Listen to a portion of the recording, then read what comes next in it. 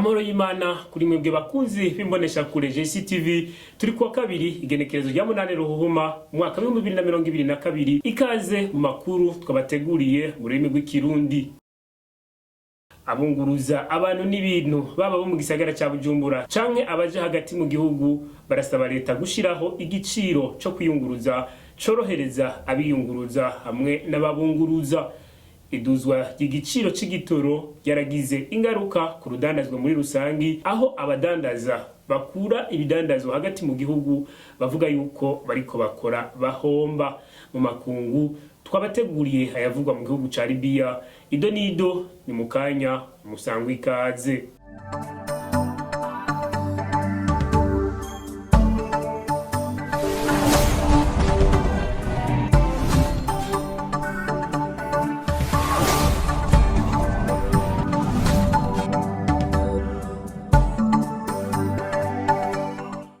Ido nido ya Amakuru.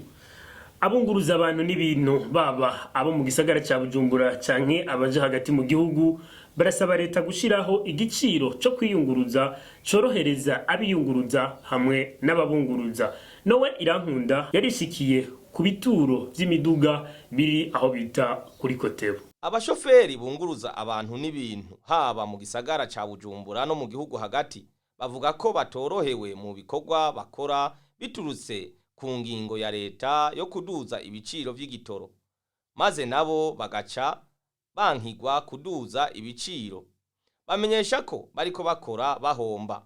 Jeni ko ndasaba Ferdinand leta ifashe ingingo twe tutawupoza mbwa ntivyatuguye neza. Byatuguye neza baduje 2,700 byahora kuri 2,800. Leta icisubira itangazo yuko atamuntu numwe yoduza igiciro. None uva tukora tuja muri mwe ibintu byo gukora transport tunguruza abantu n'ibintu dusanzwe dukobera mu ntara cy'Ubujumbura cy'ibitoke uko dusanzwe dukora baradogije ibitoro, ariko naho babidogije twebwe ibiciro byagumye ari bya bindi ntabwo tigeze tubyakira neza cyane, kubera ko igitoro bakidugije bamaze kwiduza y'amafaranga twahora tubaduganira batarakiduza n'ubu niyo tubaduha, niyo tubabwiye nti ni 6 ntibemera kuyatanga, baca bashaka gutanga 4,000.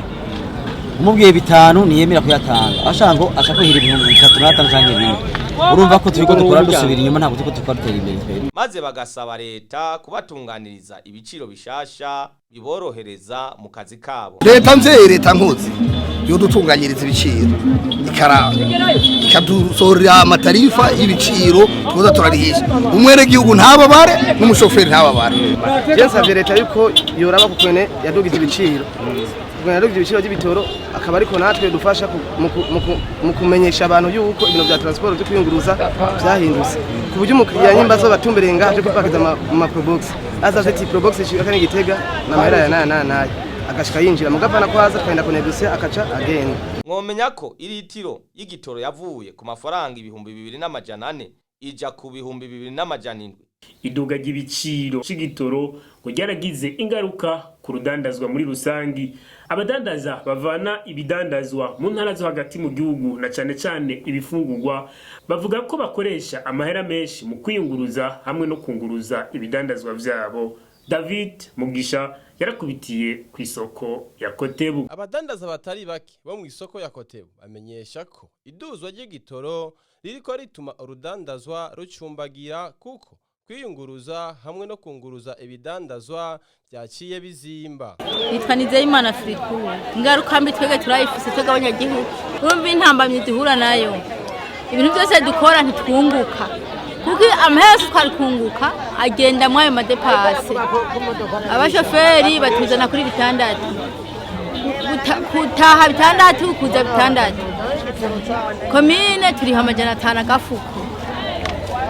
Urumva imodoka 3 harisha 3 habisha 3,500 kandi twahora turi 2,500. Umva yari yaharuwe yose acahera.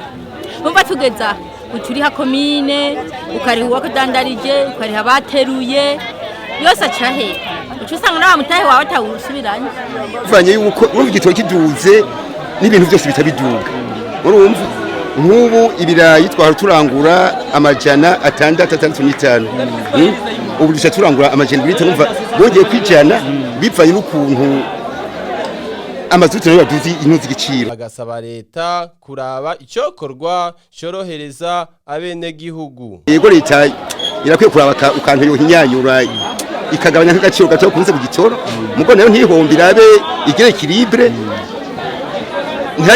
twese tugume tubaho kunjya make. Dusaba ko tworohereza kugira natwe turonke icyo dufungura tugaburira abana kugira natwe turacoka basanga twacokeye ubusa kubera depasa ari ndende. Mu makungu inama nshingamateka yo mu gihugu ca Libya yarayumvirije abakandida babiri bitegurira kwitoreza ikibanza c'umushikiranganje wa mbere muri ico gihugu aho ni mu gihe amatora ategekanijwe kuri uyu wa kane. Poncien Sibomana.